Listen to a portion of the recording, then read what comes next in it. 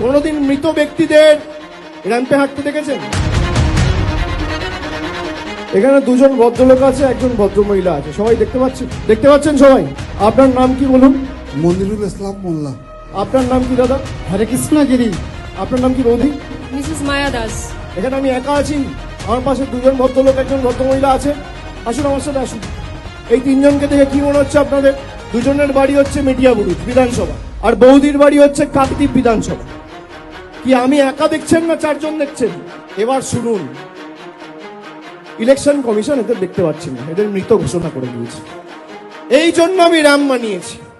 আর এরকম 3-4টে কেস না, খালি দক্ষিণ 24 পরগনা জেলায় 24 জন রয়েছে যারা জীবন্ত বহাল তবিয়তে রয়েছে, কিন্তু এদের দেখিয়ে দিয়েছে মারা গেছে।